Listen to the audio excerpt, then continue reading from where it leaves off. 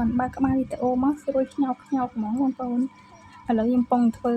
ជើងមាន់លីងបើម្ទេសហ៎ហើយនេះគ្រឿងផ្សំ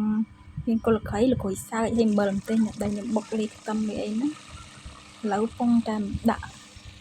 បំពងជើងមាន់ហ្នឹងយើងបំពងពីសាទៅមិនស្រួយល្អឥឡូវខ្ញុំកំពុងបំពងលើកទី1ឲ្យ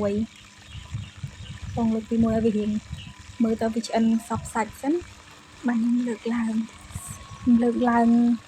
ទុកវារៀងត្រជាក់តិចបន្តដាក់បំពងម្សៅទៀតដើម្បីយកឲ្យវាស្រួយខ្ញោកហ្មងដូចខ្ញុំលើកក្បាលវីដេអូអញ្ចឹងណាតែដល់ពេលខ្ញុំស្រង់អានេះលើស្រង់ជើងមាន់ហើយខ្ញុំបំពង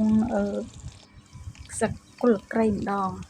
មើលតែមកល្មមកុំឲ្យវាខំពេកតែក្រហមពេកខ្លាចវាល្វីងហើយបំពងគល់ក្រៃហើយបំពងល្គុយសើចម្សៅទៀតតែប៉ុណ្ណឹងហើយអានេះដាក់បំពងជើងមាន់បងប្អូនដំបូងខ្ញុំខុសខ្ញុំបំពង3ហ្នឹងអត់បានដាក់ម្សៅបំពងប្រឡាក់វាបន្តិចផ្ទុះឡើងលាកដៃអស់លីងដល់ពេលហើយអាសាក្រោយនេះអានេះខ្ញុំដាក់ម្សៅទៅបិណ្ឌវាអត់ផ្ទុះទេ